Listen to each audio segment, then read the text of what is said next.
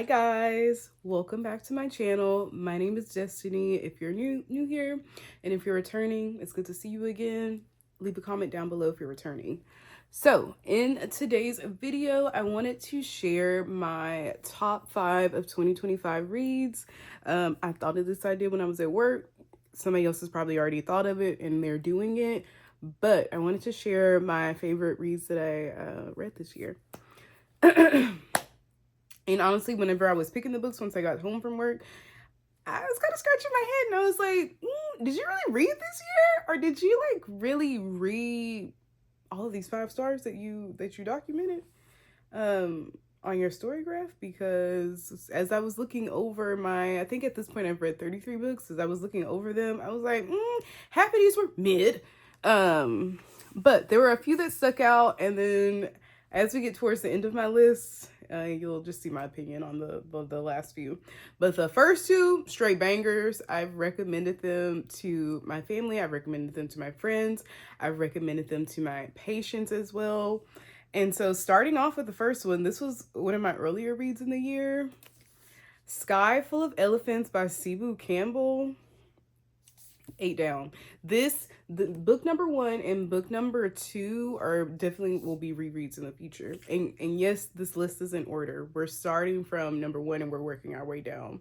So we're starting from the best and going on down. But this book right here, just the premise on the inside cover, it starts by saying, in a world without white people, what does it mean to be Black? I'm not lying. That's the first question. That question right there, when I read it in Barnes, I clenched all my pearls. Every single one of them were clenched. But it goes on to say, one day a cataclysmic event occurs. All of the white people in America walk into the nearest body of water. A year later, Charlie Brunton is a Black man living in an entirely new world, having served time in prison after a wrongful conviction. He's now a professor of electric and solar power systems at Howard University when he receives a call from someone he wasn't even sure existed. His daughter, Sydney, a 19-year-old left behind by her white mother and stepfamily. Traumatized by the event and terrified of the outside world, Sydney has spent a year in isolation in Wisconsin. Desperate for help, she turns to the father she never knew, a man she has always resented. Sydney and Charlie meet for the first time as they embark on a journey across the truly post-racial America in search of answers. But neither of them is prepared for this new world and how they see themselves in it. And I'll go ahead and stop there. This book right here really gave a good narrative of what it means to be Black in America, and even what it means to be Black in post-racial America. And then also from Sydney's perspective as a mixed race person, it really gave a good perspective on what it means to be someone who is mixed race. Really enjoyed this. Enjoyed the character development of specifically the dad. Didn't really care too much for Sydney. I think she spent too much of the story angry. Yeah, that's all I have to say. But really enjoyed this. Definitely, I think Cebu Campbell's coming out with a new book in 2026, or he's working on a new book. So super excited to see what he puts out. He'll be an automatic buy for me. Then the next book I read, I think, is what's put me in a reading slump so far. I read this about middle of the year, and ever since then the books have not been hitting. And that is The Love Songs of W.E.B. Du Bois by Honorary Fanon Jeffers. Again, an automatic buy author for me. This book is multi-generational. It has a family tree. I realize I'm the girl that likes to read the books now with the family tree. This family tree is not 1 page. It's not 2 pages, but it's 3 pages long. And that's the rest of the family tree. But the book specifically follows the character Allie. Let me read. I'm going to read it briefly. Her name is Allie Pearl Garfield. It follows her. It follows her mother. It follows some of her late ancestors that were present during slavery, present during the civil rights era. And it also, I believe it followed her sister as well. This book right here, She wasn't playing when she was writing. She was definitely in flow state at the point when she was writing this novel. How many pages is this? It was good. 790 pages, and I read all of it, and I actually tabbed some of it. Some of my main themes that I picked up from this book, specifically, there were some highlights that I had for religion, from girlhood, from family dynamics. I even took notes. I even took notes. And I think the book did a really good job of, like, it was a coming of age of womanhood, specifically womanhood that started during slavery, that evolved into Allie's mother's decades or her prime years of womanhood, and then of Allie as well, of her coming to understand who she is, coming to understand her desires for her life, her coming to understand that those desires may differ from like her mother or her grandmother's desires. Allie also unpacking childhood trauma, and I think it was just a really good story on womanhood and how we can evolve and overcome, trauma that hindered us, that also hindered, you know, our parents and generations before us, and how we can use that as fuel to become the person that we are. But this was great. I probably could have done a better job of explaining that, but honestly, it's been so long since I read it, and it will again be a book that I'll pick up in the future and reread, and I'll be interested to see my opinion on these tabs that I have as well. So, Love Songs of W.E.B. Du Bois, I definitely think it's worth the read. Definitely think all the pages are worth the read. You don't skip or skim anything in this book, and you need to reread it. I know I do. And then next, this right here, this next book is just for the plot. Just for the plot. The back cover took me whenever I read it, but this is like an OG book. Perfect Peace by Daniel Black. Both my aunts, my mom's sisters, recommended that I read this. This is like their favorite book of all time. And so I finally picked this up closer to like March, April-ish. But the back says the synopsis says, when the seventh child of the Peace family named Perfect turns 8, her mother, Imogene, low down, dirty self, tells her bewildered daughter, you was born a boy. I made you a girl. But from now on, you're going to be a boy. It'll be strange at first, but you'll get used to it, and this will be over after a while. From this point forward, Perfect's life becomes a bizarre kaleidoscope of events. Meanwhile, the Peace family is forced to question everything they thought they knew about gender, sexuality, unconditional love, and fulfillment. And definitely, those were some of the main themes that were discussed in the book. Gender, sexuality. Parenthood is also. They made a lot of mistakes. Imogene, and I don't forgot the daddy name. I can't believe I don't forgot the daddy name. Again, tabs were present while reading this. And we also got a note page.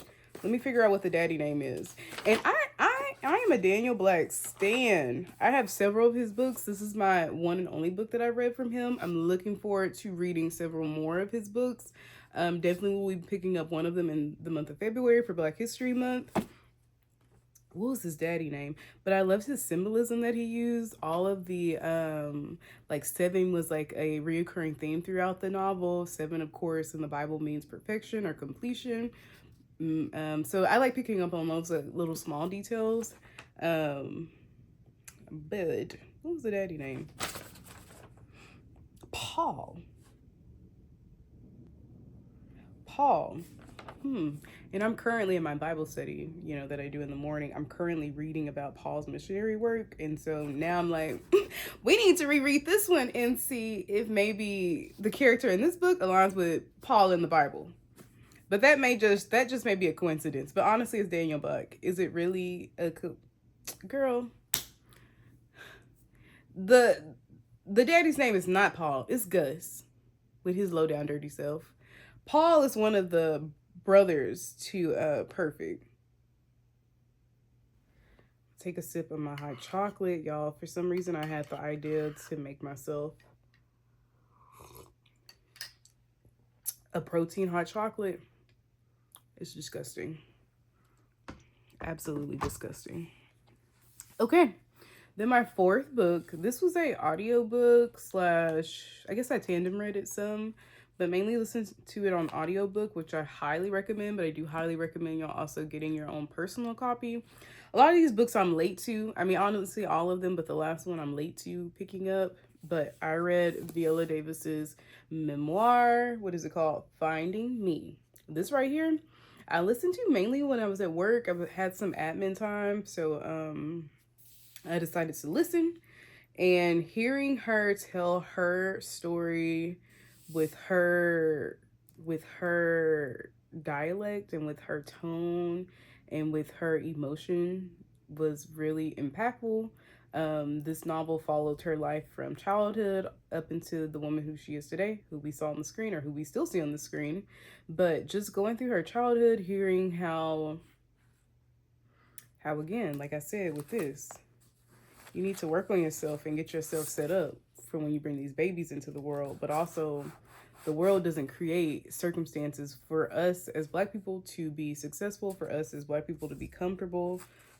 Even when people try and glamorize the whole thing of like welfare queens, or glamorize living off the government or Section 8 housing, and how, oh my God, you get all these benefits and you don't have to contribute as much as I am. But in circumstances like Viola Davis's, she grew up in a low income area.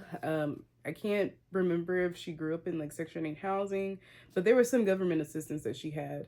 And just hearing her childhood and how she was raised in just the home she was raised in, and the way she carried herself through like school, and the way her relationship with her parents was, and the relationships that she had with her siblings, that was just really insightful for me. Just to learn that about her and for her to share that really made me appreciate the story as well, because that took a lot of vulnerability on her part. And that was one of the lessons that I took away from reading this. The importance of vulnerability with not only yourself, but also with other people, so that they can be there to support you and unpack those things with you. And then also, it was just really nice to see someone start really from the bottom, to get it out the mud and become who she is today. And so this is my fourth pick.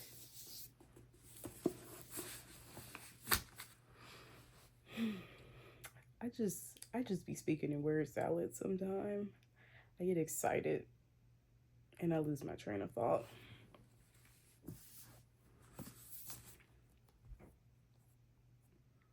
All right. And then my fifth book for 2025, or my top 5 of 2025, is going to end with a new release this year. This was my anticipated read from this author. I've been looking forward to reading this since I read the second book in this series, or trilogy, last year. And that is Kennedy Ryan's newest release, Can't Get Enough. This follows Hendrix and her story. Hendrix was the cool rich auntie friend. That's how I described her. The other two friends, Yasmin and Soledad, that's what the first 2 books were about. This is the third one. Is she my favorite out of the 3? No, Soledad's story is still my favorite out of all 3, but this was my favorite romance read for the year. I just have this book as well. And yeah, this right here was just a good time in a book. It was great to see Hendrix find love and evolve in love and grow in love. So yeah, I enjoy Hendrix's story. Who was her love interest? Maverick. I don't know if Maverick my type. I couldn't decide, but I enjoyed this. I don't have any notes from it. It was a sweet end to the trilogy. All right, that is all for this video. Let me know what your top 5 of 2025 are. And as I look over this list, I realized I had to be some changes to my reading. I've been reading a lot of fiction. I've been reading a lot of nonfiction as well. And I feel like I could do better with the 33 books. I feel like I could just spend my time a little bit better. Right now I'm reading the Hunger Games series. I'm on Ballad of the Songbirds and Snakes. I'm on that book. And I'm going to read the 4th one afterwards. And that'll close out my year. Let me know also what you're currently reading. And if you enjoyed this video, feel free to like, comment, and share it as well. Until next time, y'all be blessed.